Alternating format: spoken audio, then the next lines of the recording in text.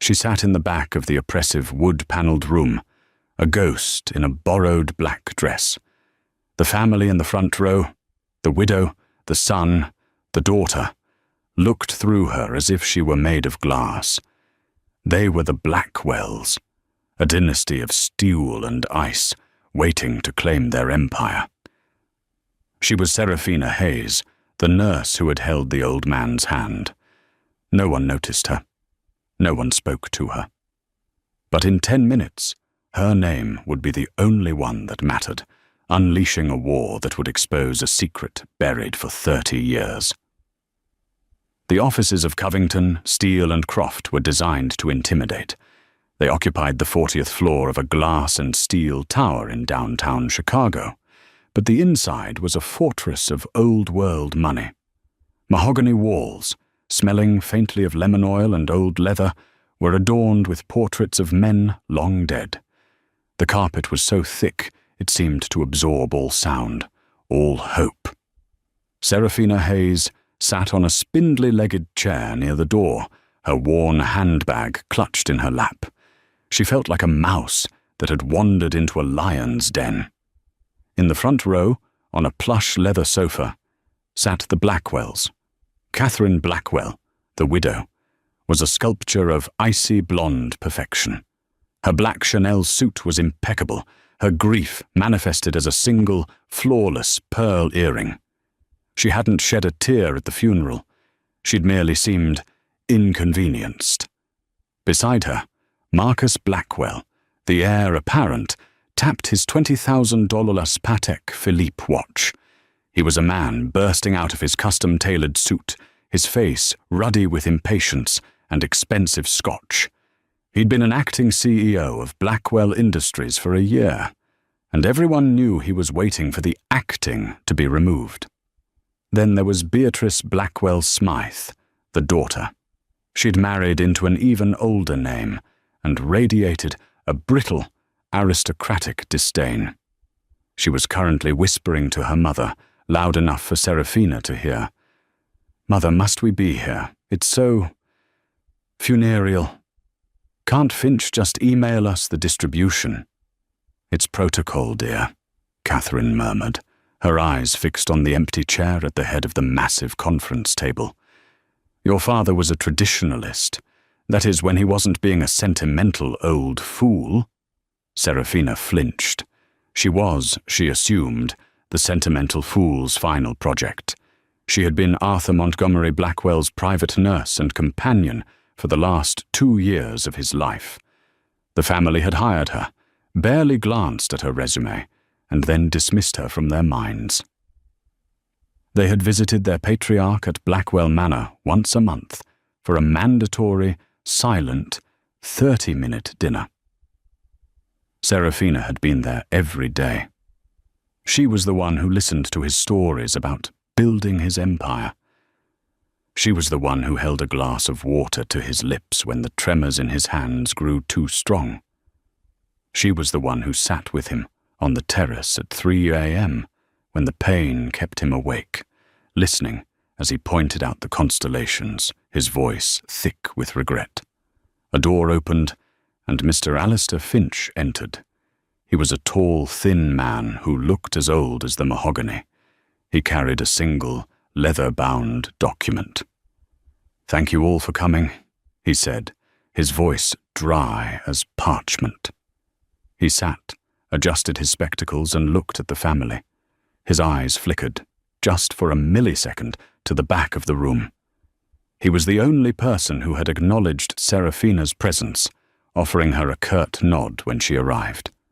"I will now read the last will and testament of Arthur Montgomery Blackwell." Marcus leaned forward, a predatory gleam in his eye. Beatrice stopped whispering. Catherine adjusted the collar of her suit. Seraphina just tried to breathe. She was only here because Mr. Finch himself had called her, insisting it was Arthur's final, non-negotiable request. She expected a small bequest, perhaps enough to pay off her student loans, a final act of kindness. The family, she knew, expected the world. "First, the minor bequests," Finch began. He read off a list, $50,000 to the groundskeeper, $100,000 to the Chicago Symphony Orchestra, $20,000 to his alma mater. With each minor bequest, Marcus's smile tightened. This was just cleaning up the crumbs before the main course. "Now," Finch said, turning a page, "we come to the primary estate." This was it. The air in the room crackled. "To my wife, Catherine Blackwell," Finch read, "I leave the sum of $1 million to be held in trust, from which she may draw an allowance, provided she remains unmarried." The silence was deafening. Catherine's perfectly powdered face went rigid. "$1 million?" Beatrice whispered, horrified. Marcus looked confused. That's the stipend for the guest house. Keep reading, Finch." "To my daughter, Beatrice Blackwell Smythe," Finch continued, his voice unwavering, "I leave my collection of 18th century art, valued at approximately $2 million, on the condition she never sells it." Beatrice let out a small, strangled sound. The art was hideous, and she'd been planning to sell it to fund a new wing on her Hamptons estate. "And to my son, Marcus Blackwell," Finch said, his eyes scanning the page, "I leave my collection of vintage wristwatches and my sincerest hope that he will, one day, learn the value of time." Marcus's face went from ruddy to a deep, dangerous purple. "The watches? That's it? What about the company? What about the house?" "I am getting to that," Finch said calmly. He took a sip of water, seemingly enjoying the unbearable tension.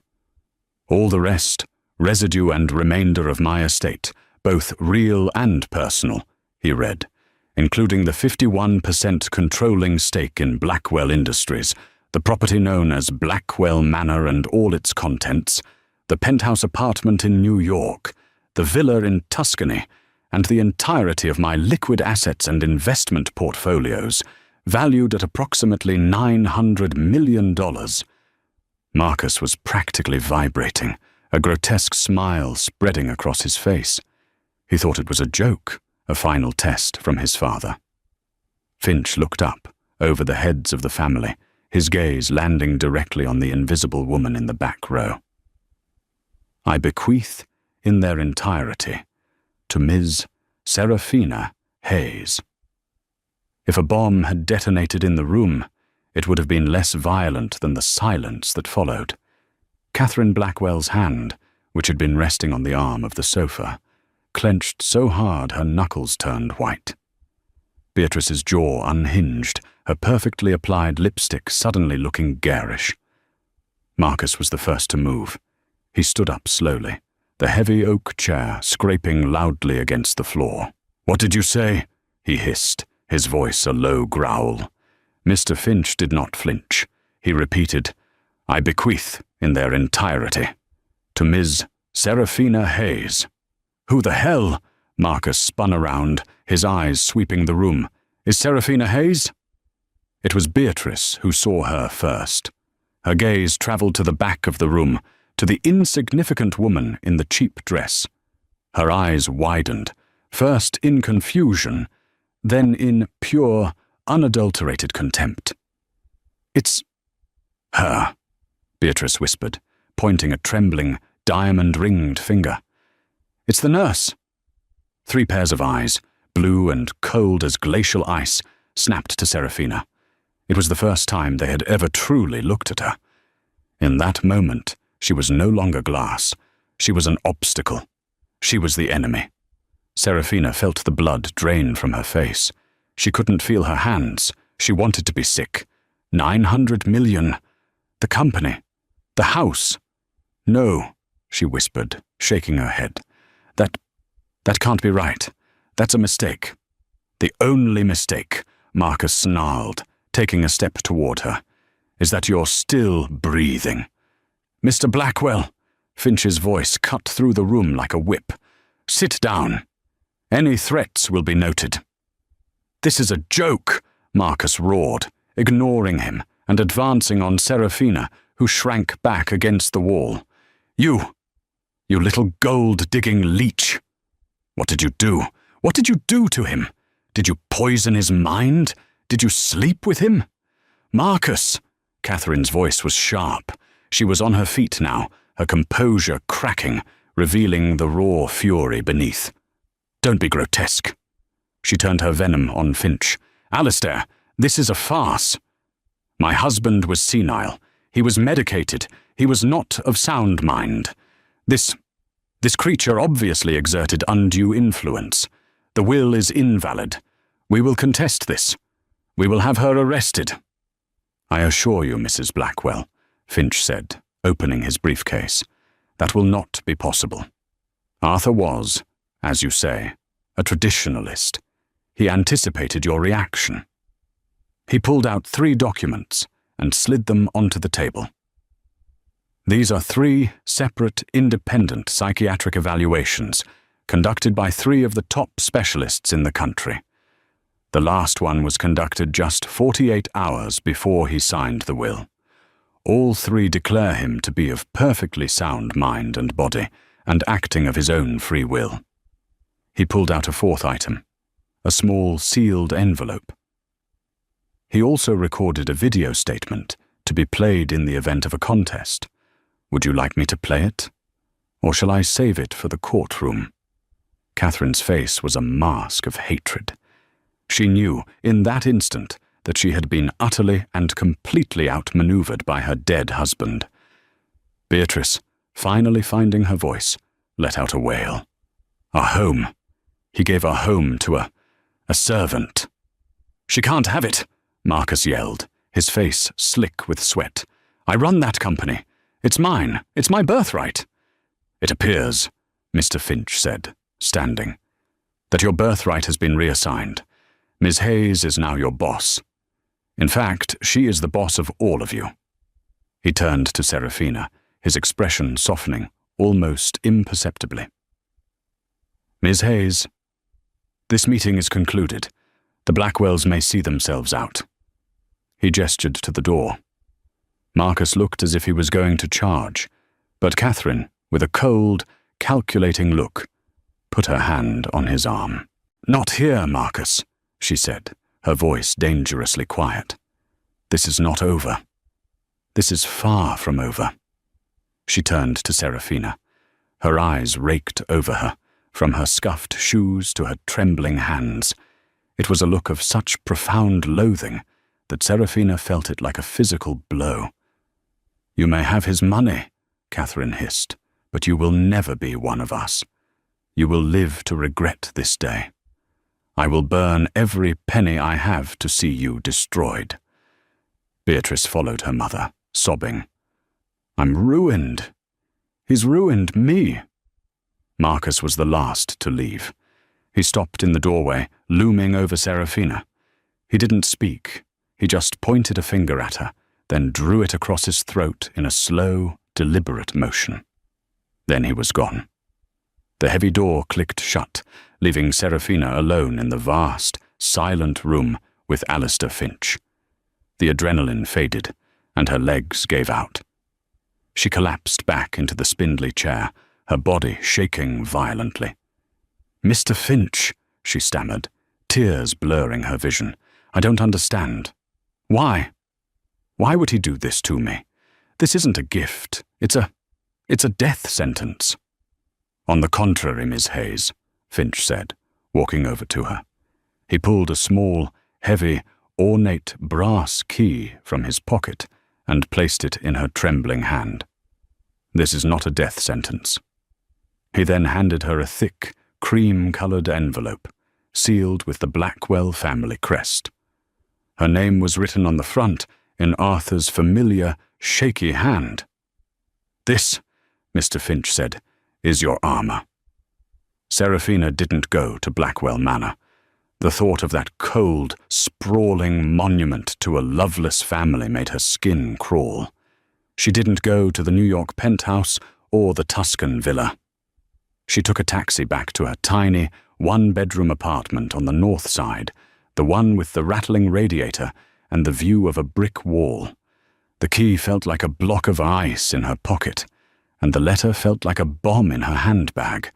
She locked her door, slid the chain across, and leaned against it, her heart hammering against her ribs.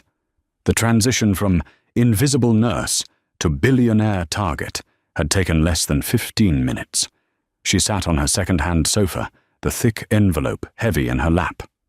For a long time, she just stared at her name. Serafina. He had always used her full name. "Serafina," he would say, "you have honest eyes, a rare commodity." With trembling fingers, she broke the wax seal. Inside were several pages of thick, watermarked stationery, covered in Arthur's spidery script. "My dearest Serafina, if you are reading this, then I am gone, and the first battle has been fought. I am so very, very sorry for what I have just put you through. I know you. I know you did not ask for this. I know you are terrified. But I also know your strength, a strength my own bloodline has never possessed. I am not giving you a gift, Serafina. I am asking you to accept a burden. I am asking for one last act of service. Not for me, for your father." Serafina froze. My father? Her father. David Hayes had died when she was 10. He was a brilliant gentleman, an engineer who, her mother had always said, died of a broken heart. He'd lost his job, his savings, and his reputation in some corporate swindle she had never fully understood. His death had plunged her and her mother into a life of poverty, a life she was still climbing out of. She read on, her blood turning to ice. "You will not remember me, but I knew your father." David Hayes was my first partner. He was my best friend. He was the H in B&H Technologies, the company that would one day become Blackwell Industries. He was the genius. I was just the salesman. In 1995, we were on the verge of a breakthrough. David had designed a processing chip that would change computing. We were going to be kings. But my family, my wife, Catherine, and my son, Marcus, they saw only a payday. They saw your father as an obstacle. Marcus, even then, was a gambler. He was in deep to the wrong people. Catherine wanted a faster track to the socialite world. They conspired. They forged documents, created a false paper trail that implicated David in embezzling funds. They accused him of selling his own designs to a competitor. They forced me to choose, my family or my friend. I was a coward, Serafina. I chose my family. I let them push David out. I stood by while they ruined him, while they took his name off the company, while they stole his life's work. They bankrupted him.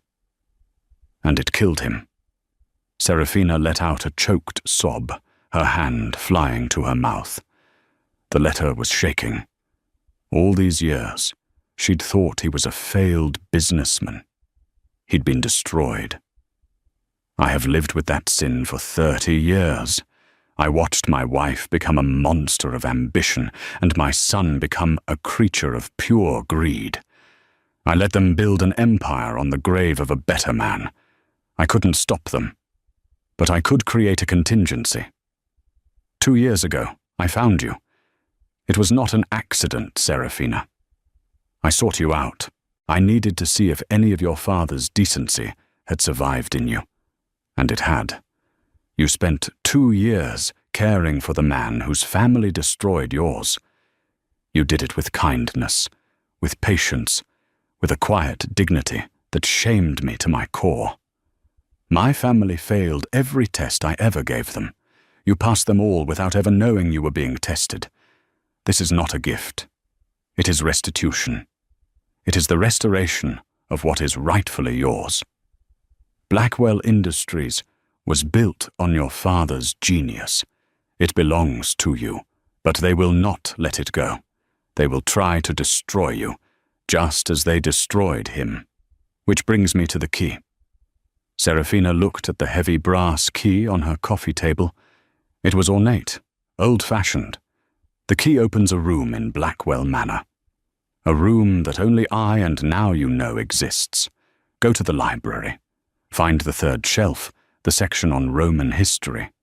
Find the copy of The Meditations of Marcus Aurelius. It is a false book. Behind it is a keyhole. Use the key. Inside, you will find my real legacy. Not the money. Not the company. You will find the truth. I have spent the last decade compiling it. My family believes I was a doddering old fool. In truth, I was a historian. This is your arsenal, Serafina. Do not be afraid to use it. They will show you no mercy. Show them no quarter. Avenge your father. Be brave. I am so proud of you. Your friend, Arthur. Serafina sat in the silence of her apartment for a full hour. The shock was replaced by a cold, hard clarity. The trembling stopped. The fear was still there, but now it was forged into something new. It wasn't fear. It was rage. She stood up, walked to her tiny kitchen, and poured herself a glass of water. She looked at her reflection in the dark window. She saw her father's eyes looking back at her. They will show you no mercy. Show them no quarter. She picked up her phone and dialed the number on the business card Mr. Finch had given her. "Mr. Finch," she said, her voice steady and clear. "It's Serafina Hayes. I need you to arrange access to Blackwell Manor. I'll be there in 1 hour." Blackwell Manor was a fortress of limestone and dark glass perched on the edge of Lake Michigan. It wasn't a home, it was a statement. It declared that its occupants were untouchable, above the concerns of mortal men. When Serafina arrived in a car service arranged by Finch, the massive iron gates were shut. A private security guard, a burly man named Peterson who had always sneered at her, stepped out of the guardhouse. "Can't let you in, Miss Hayes," he said, not bothering to hide his smirk. "Mrs. Blackwell's orders. You're trespassing." "Mr. Peterson?" Alistair Finch said, stepping out of his own car, which had pulled up behind hers. "This is Ms. Serafina Hayes, the current and sole owner of this property. The documentation was sent to your security firm an hour ago. If you impede her access, you will be arrested for criminal trespassing and obstruction. Are we clear?" The guard's smirk vanished. He fumbled for his keycard and the gates groaned open. Serafina walked through the massive front doors. The staff, led by the housekeeper, Mrs. Davies, a woman loyal only to Catherine, were lined up in the grand foyer. They stared at her with open hostility. "Mr. Finch, I presume you're here to—" "Inventory," Mrs. Davies said, her voice dripping with disdain. "Mrs. Blackwell is in the drawing room, meeting with her real lawyers." "We are not here to inventory," Serafina said, her voice echoing in the marble hall. She surprised herself with its firmness. "We are here to inspect the library. Please ensure we are not disturbed." She walked past them, not waiting for a reply. She could feel their eyes burning into her back. The library was her favorite room in the house, the only one that had felt like Arthur. It was 2 stories tall, lined floor to ceiling with thousands of books. A spiral staircase led to a second-floor gallery. "Third shelf," she muttered to herself. "Roman history." She found the section. Livy, Tacitus, Suetonius.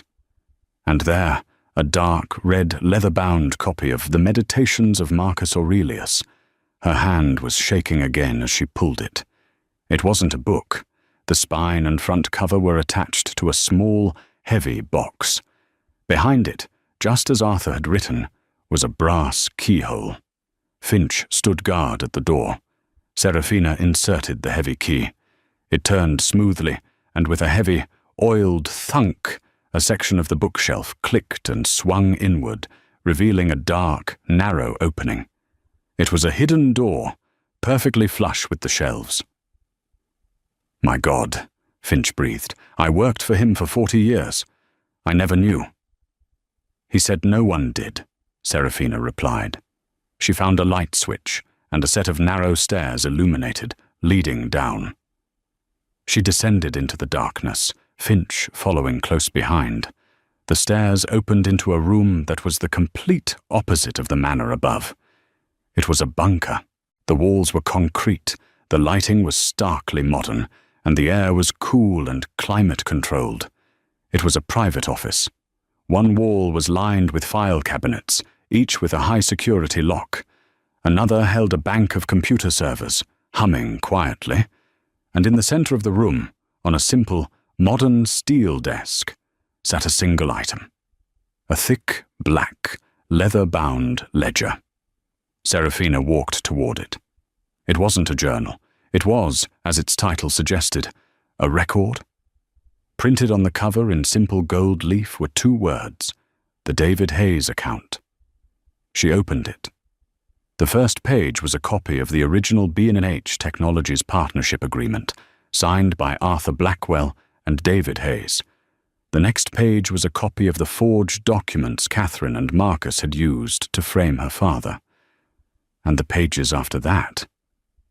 Serafina gasped. It was a meticulous, detailed, and utterly damning record of every criminal and immoral act the Blackwell family had committed for the last 30 years. Arthur hadn't just been grieving, he'd been investigating. He had bank statements, wire transfer receipts, and audio transcripts. He had proof that Marcus had embezzled over $20 million from the company's pension fund to cover gambling debts in Macau, using a series of offshore shell corporations. He had evidence that Beatrice had blackmailed a U.S. senator to get her husband a favorable zoning variance, using photographs she'd paid a private investigator to take. He had a sworn, notarized affidavit from Catherine's former personal assistant, detailing how Catherine had systematically bribed board members and forged signatures to complete the ousting of David Hayes. It was a step-by-step confession of the conspiracy. Arthur had cross-referenced everything, every date, every dollar, every secret meeting. It was a nuclear bomb. This wasn't just grounds to win a civil case. This was enough to send the entire Blackwell family to federal prison for the rest of their lives. "Serafina," Finch said, his voice hushed as he read over her shoulder. This is one of the most terrifying things I have ever seen. He built a gallows and patiently waited 30 years to spring the trap." Serafina turned the page. The last entry was dated just 1 week before Arthur's death. It wasn't a document. It was a note written to her. "They will call you a whore. They will call you a thief. They will use the media to paint you as a villain. They will try to break you. This book is your shield. But it is also a sword. How you use it is up to you. Remember who you are. You are David Hayes' daughter. Make them remember his name." Serafina closed the ledger. The cold, hard anger from her apartment had now settled into a chilling resolve. "Mr. Finch," she said, tucking the heavy book under her arm. "They're meeting with their lawyers. I believe it's time we introduced ourselves." "What are you going to do?" he asked. "Arthur gave me a choice," Serafina said, walking toward the stairs. "I don't think Catherine, Marcus, or Beatrice deserve one." When Serafina and Finch entered the grand drawing room, the scene was one of panicked fury. Catherine, Marcus, and Beatrice were huddled with a team of lawyers. The man leading them was Corbin Thorne, a notorious corporate shark known for his scorched earth tactics. "File an immediate injunction," Thorne was saying. "Claim temporary insanity, undue influence, and gross mismanagement. We'll bog her down in litigation for 20 years. She'll be broke before she ever sees a dime." "Good afternoon," Serafina said, her voice carrying across the opulent room. The group spun around. Corbin Thorne's eyes narrowed, sizing her up. Catherine's face contorted in disgust. "Get out of my house," Catherine snarled. "It's not your house," Serafina replied calmly. She walked to the center of the room and placed the black ledger on a priceless 18th-century mahogany table with a heavy thud. "What is that?" Thorne asked, stepping forward, his professional curiosity piqued. "It's called the David Hayes account," Serafina said. The name hit them like a physical blow. Marcus visibly paled. Catherine, for the first time, looked utterly terrified. Her hand fluttered to the pearls at her throat. I don't know what you're talking about," Catherine stammered. "Don't you?" Serafina asked. "He was my father. He was Arthur's partner. He was the man you destroyed to build this mausoleum." She opened the book. "I'm sure your lawyers will be interested in this." Page 42. A detailed record of Marcus's wire transfers from the Blackwell Industries pension fund to a shell account in the Cayman Islands. I believe the total is $23.4 million. I'm sure the U.S. Attorney's Office will find that fascinating. Marcus looked like he was going to faint. "You're lying." "Am I?" "The routing numbers are all here," Serafina said, turning a page. "Or perhaps Beatrice would prefer we discuss page 78, the affidavit from the private investigator you hired to blackmail Senator Thompson. Adultery is one thing, but using it to manipulate a federal contract, that's a RICO-level offense." Beatrice let out a small, horrified squeak. Serafina saved her last look for Catherine.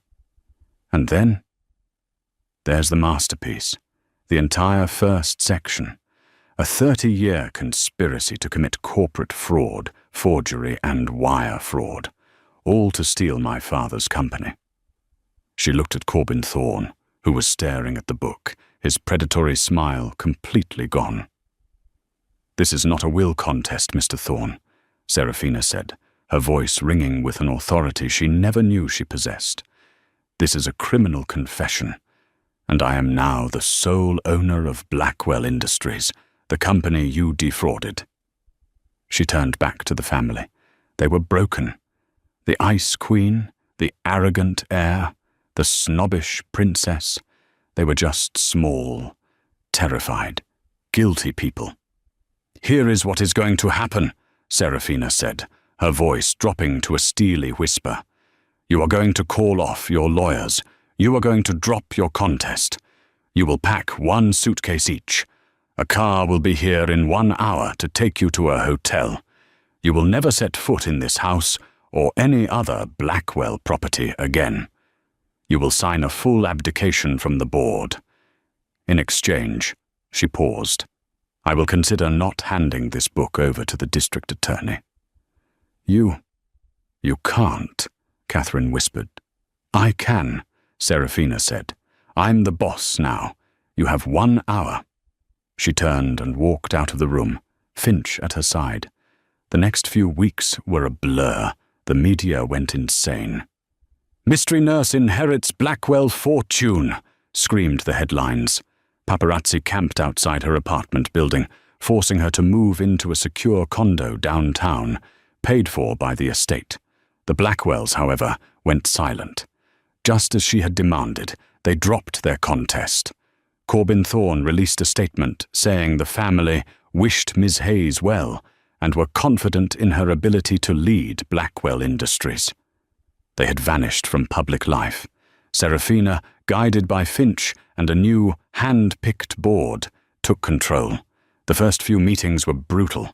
The executives, all loyal to Marcus, treated her with open contempt. "With all due respect, Ms. Hayes," one silver-haired vice president named Robert Sterling said, "what does a healthcare professional know about global logistics?" Serafina sat at the head of the long table, the seat Arthur used to occupy. "Mr. Sterling," she said, "I know that you've been signing off on Marcus Blackwell's fraudulent expense reports for 5 years. I know that you've been COO of a company whose pension fund has been systematically plundered. And I know that your signature is on the illegal wire transfer authorization from 2023. So, with all due respect, you have 2 options. You can answer my questions honestly and help me fix this mess, or I can call security. What's it going to be?" The contempt vanished. The executives fell in line. Serafina worked 20-hour days. She was not a natural CEO, but she was a fast learner, and she had one thing the Blackwells never did: a conscience. She dug into the company's files. She found where Marcus had cut corners, where he'd exploited workers, where he'd polluted. She also found herself incredibly, deeply lonely. She was the richest woman in Chicago, and she had no one. She was an island, surrounded by sharks. The power was immense, but it was cold. One night, exhausted, she was reviewing a quarterly report when Finch brought her a cup of tea. "You're doing well," he said gently. "You're a natural. You have your father's mind." "I don't," Serafina said, rubbing her temples. "I'm just angry. I'm running this whole thing on pure rage. What happens when it runs out?" "Then you run it on principle," Finch said. Arthur knew what he was doing. He didn't just give you the money. He gave you a purpose. He was right. But the victory felt hollow. The Blackwells were gone, living in quiet disgrace. But they were free.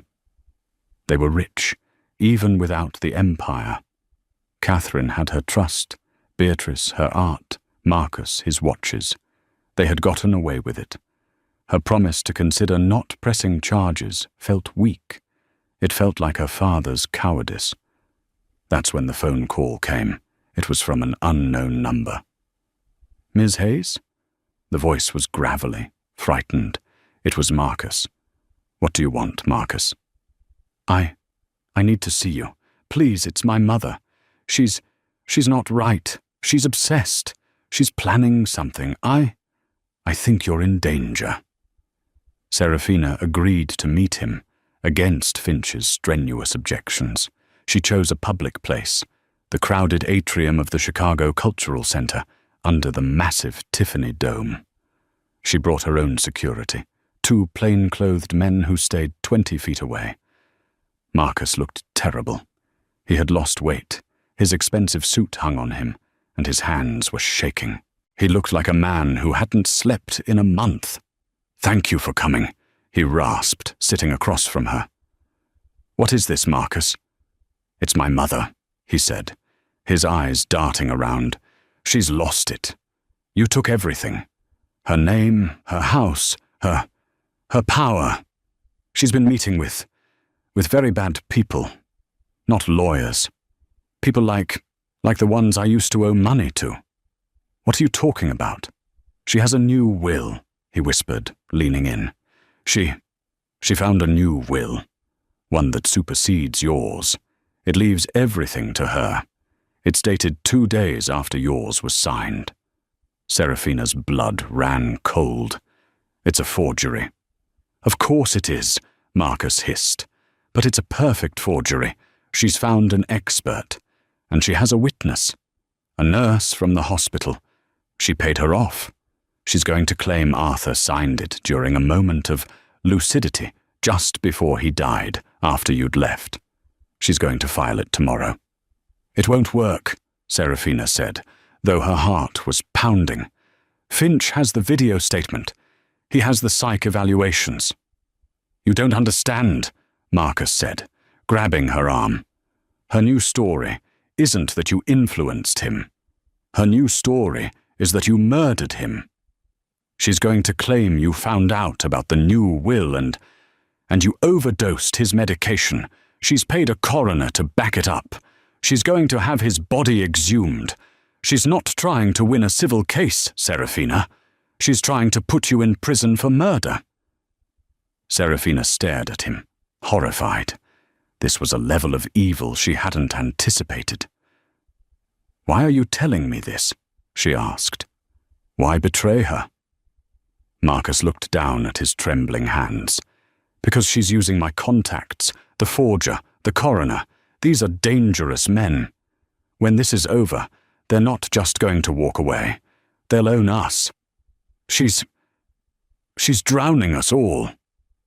He looked up, his eyes desperate. And she's going to use the pension fund money, the money I stole. She found my offshore accounts. She's draining them to pay these people. She's ruining me. Serafina almost laughed. It wasn't conscience, it was self-preservation. He was still the same pathetic creature. "What do you want, Marcus?" "A deal," he said, his voice regaining a fraction of its old confidence. "I'll testify. I'll tell the court the will is a forgery. I'll tell them everything she's planning. I'll be your star witness. In exchange for what? Immunity. From the pension fund theft. You have that ledger. You give me the pages about me. You sign a document saying you won't pursue charges. I save you. You save me." He was offering her a deal with the devil. If she refused, she faced a murder trial, a forged will, a bought-off coroner. It was plausible. A jury might believe it. Catherine Blackwell was the grieving widow. Serafina was the nurse who'd mysteriously inherited $1 billion. But if she accepted, she was letting him get away with stealing millions from his own employees. She would be just like Arthur, a coward choosing the easy way out. "I am David Hayes's daughter," she thought. "No, Marcus," she said, standing up. "What? Are you crazy? She'll destroy you."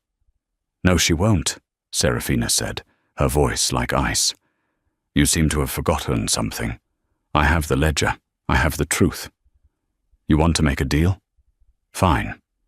But not here." She leaned down. "You will come to Alistair Finch's office tomorrow at 9 a.m. You will bring the forger's name, the coroner's name, and every piece of evidence you have on this new will. You will sign a full confession for your own crimes. And in exchange, I will ask the DA to note your cooperation when I hand them the entire file. Maybe they'll give you 10 years instead of 20. That's the only deal you're getting." Marcus stared at her, his face ashen. He had been so sure she'd be terrified. He had mistaken her quietness for weakness. It was the same mistake his entire family had made. "You'd risk a murder trial," he whispered. "You'd risk prison to protect your mother?" she countered. "I'll see you at 9 a.m. She turned and walked away, her security detail falling in step around her. She was terrified, but she was also, for the first time, in complete control.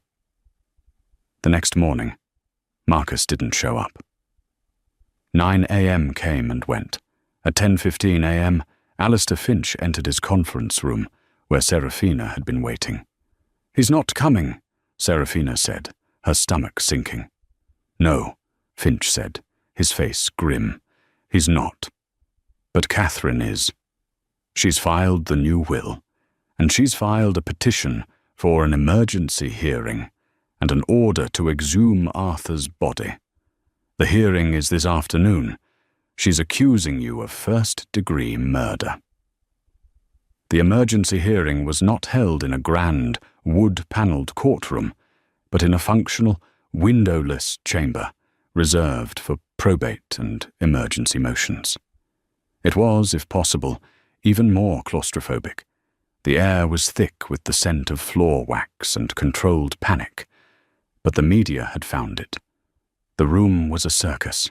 Flashbulbs went off in a blinding, constant staccato, capturing every flicker of an eyelid, every bead of sweat. Serafina sat at the defense table, her hands folded in her lap. She had chosen a simple, modest navy suit, a conscious echo of the nurse she had been. She looked like a sparrow set upon by vultures. Across the aisle, Catherine Blackwell was giving the performance of her life. Dressed in bespoke Parisian morning black, a delicate lace veil covering her face, she was the very image of the wronged, grieving widow. She clutched a silk handkerchief to her lips, her shoulders trembling delicately. Beside her, Corbin Thorne, her shark of a lawyer, radiated a smug, predatory confidence. He was here to gut a fish, and he knew it. "Your Honor," Thorne began, his voice a smooth, confident baritone that filled the small room. "We are here today not just to correct a grievous financial wrong, but to stop a criminal." He turned, his eyes sweeping over Serafina with theatrical disdain. "We are here to expose a predator, a woman who, in a grotesque abuse of trust, preyed on a sick, vulnerable and elderly man. She was his nurse, his caregiver. She was, in essence, an angel of mercy." He paused, letting the words hang, or so he thought. But it seems this angel was more interested in his bank account than his well-being. She plied him with drugs, isolated him from his loving family, and, in a moment of his deepest confusion, had him sign a will that is nothing short of a fantasy. He gestured to Serafina. "The defense will show you a video of a sick, rambling man. We, however, will show you something far more concrete." With a flourish, he produced the forged will. "This, Your Honor, is the true last will and testament of Arthur Blackwell, signed just 2 days before his passing, in a moment of profound lucidity. A moment where he realized his mistake and sought to restore his legacy to his family, where it belongs." He then produced the paid-off nurse's affidavit.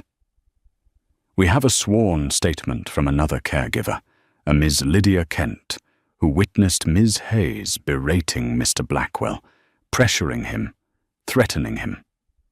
Finally, he held up the bought-off coroner's preliminary report. "And most chillingly, Your Honor, we have this.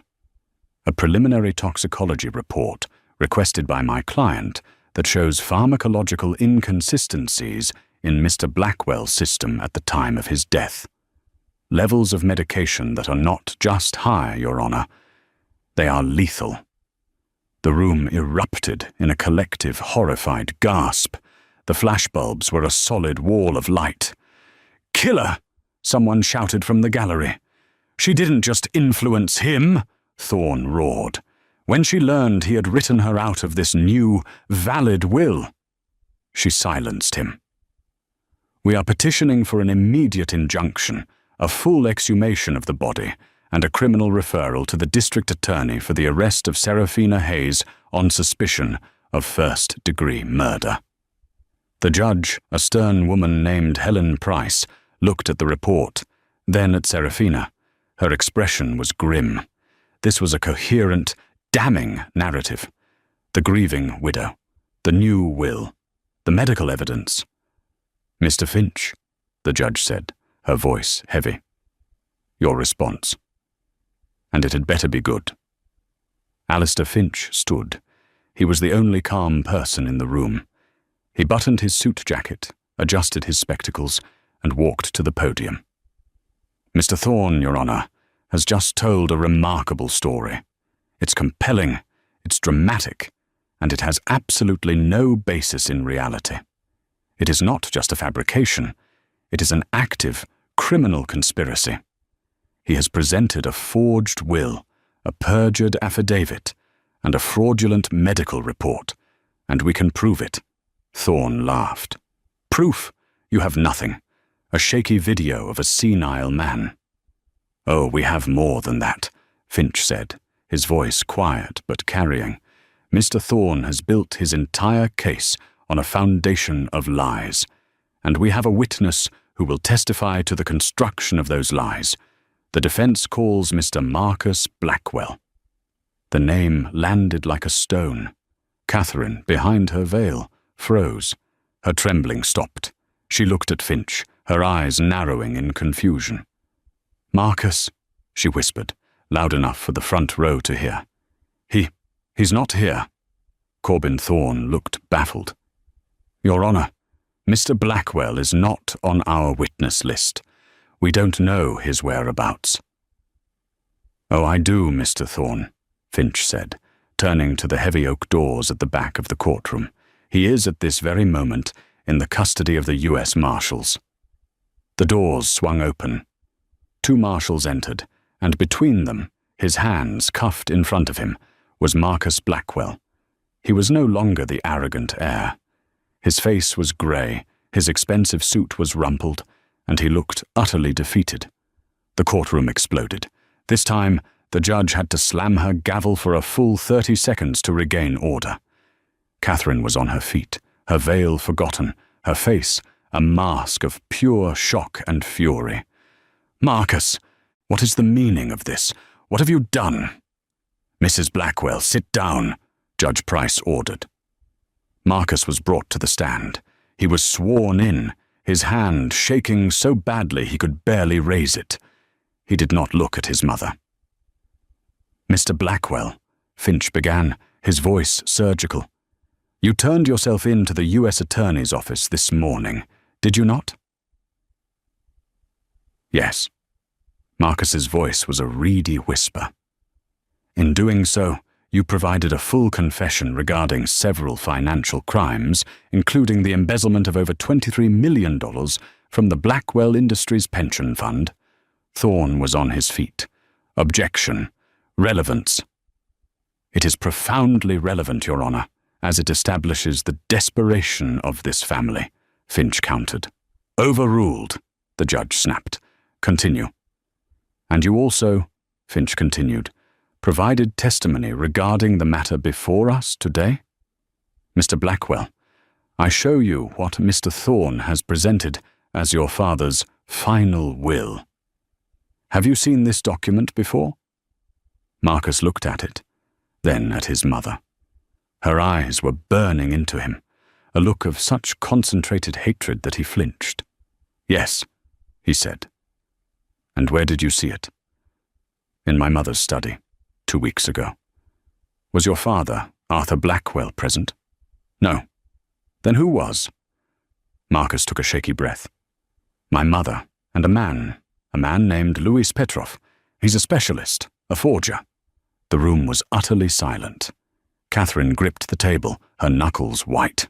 "My mother," Marcus continued, his voice cracking, "paid him $200,000 to create that document. She paid Dr. Miles, the coroner, to create the toxicology report. She paid the nurse, Lydia Kent. She was using my offshore accounts to do it, draining them. She was going to frame Ms. Hayes for murder. She said it was the only way to cleanse the family name and get the money back." Catherine let out a sound. It was not a scream. It was a low, animalistic growl. "You spineless, ungrateful, sniveling rat," she shrieked, lunging forward before a bailiff caught her arm. "I did this for us. I built this family. You were always weak, just like your father." "Mrs. Blackwell, you are in contempt," the judge roared. Corbin Thorne looked as if he'd been struck by lightning. His case, his reputation, had just evaporated. Your Honor, this is clearly a compromised witness, a desperate man trying to save his own skin. He'd say anything." "He's right, Mr. Thorne," Finch said calmly, turning from the chaos. "Mr. Blackwell is a desperate man, and he is trying to save his own skin. That's why we believe him. But his testimony is not our evidence. It is merely the introduction." Finch walked back to the defense table, where Serafina sat, watching, her face pale but her eyes steady. He lifted the heavy, black leather ledger. "Your Honor, you want to know why Arthur Blackwell left his fortune to Ms. Hayes? You want to know why Catherine Blackwell would go to such lengths? Forgery, bribery, conspiracy to commit murder? The motive isn't in any of these fraudulent documents. It's in this." He placed the book on the judge's bench. The thud was the only sound in the room.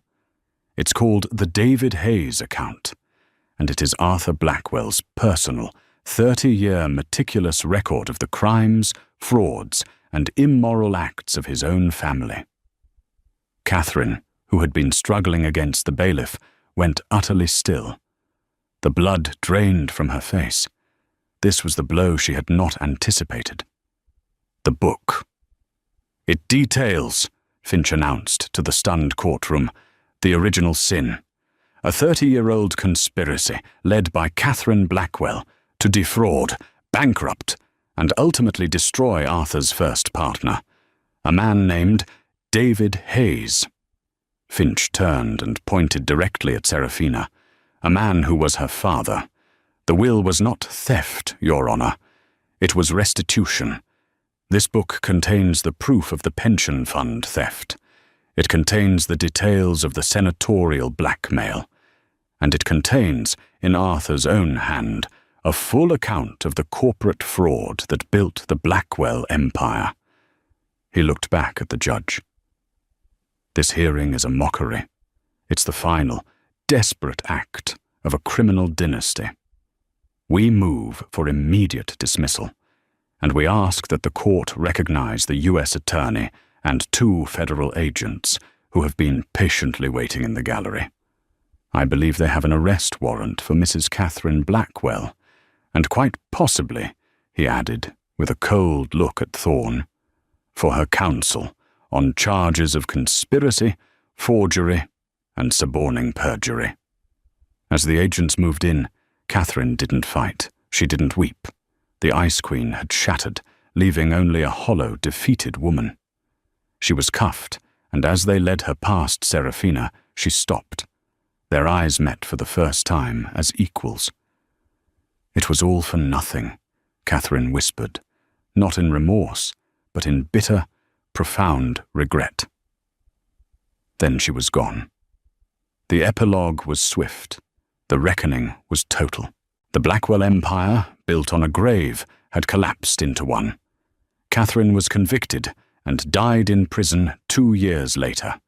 Marcus, for his testimony, served 7 years for embezzlement and was released a penniless, broken man. Corbin Thorne was disbarred. The headlines changed overnight. The Ghost's Revenge. The Stolen Empire. The invisible nurse who avenged her father. Serafina Hayes was, for a time, the most famous woman in the world. She moved into the New York penthouse, but she rattled around in it. The silence was heavier than it had been in her tiny apartment. The victory was cold. She had won. She had avenged her father. But she was now the sole proprietor of a monument to his destruction. So, she made a different choice. She was not a Blackwell. She was a Hayes. She did not keep the empire. She dismantled it. She sold Blackwell Industries to a more ethical competitor, with one condition. The plundered pension fund was to be made whole, with interest, and every employee was to be protected. She sold Blackwell Manor, and it was turned into a public art museum. She sold the penthouse, the villa, the watches, and the art. 1 year after that day in court, Serafina Hayes sat on a park bench, eating a sandwich. She wore jeans and a simple sweater. She was no longer a billionaire. She had taken the entire $900 million, the money that should have been her father's, and created the David Hayes Foundation, the nation's largest legal defense fund for victims of corporate fraud and white-collar crime. Alistair Finch, now happily retired, walked up and sat beside her, handing her a simple cup of coffee. He was the pro bono chairman of the foundation's board. "You know," he said, "you just approved a grant that will probably save 1,000 families from the next Marcus Blackwell." Serafina smiled, watching the children play on the grass. The rage was gone. The fear was gone. The terrible, crushing weight of Arthur's burden was finally lifted. "You look like him today," Alistair said, quietly. "David. You have his eyes." "Good," Serafina said, taking a sip of coffee. "I'm not rich anymore, Alistair. I'm not a ghost, and I'm not a queen." "What are you then?" She smiled, turning her face to the sun. "I'm free. The world is full of invisible people, those pushed to the side by the rich, the powerful, and the ruthless. Serafina Hayes was one of them, until the moment she was given the power to fight back. But true power wasn't the $900 million. It was the choice she made to not become the monsters she was fighting, but to seek justice for those who had none. What do you think of Serafina's final choice? Was her justice too harsh or not harsh enough? Let us know your thoughts in the comments below. We read every single one. This story is a reminder that the quietest person in the room is often the strongest. If you were moved by her journey from a ghost to a guardian, please hit that like button, share this video with someone who needs to hear it, and be sure to subscribe for more real-life drama every single week. Your support means everything,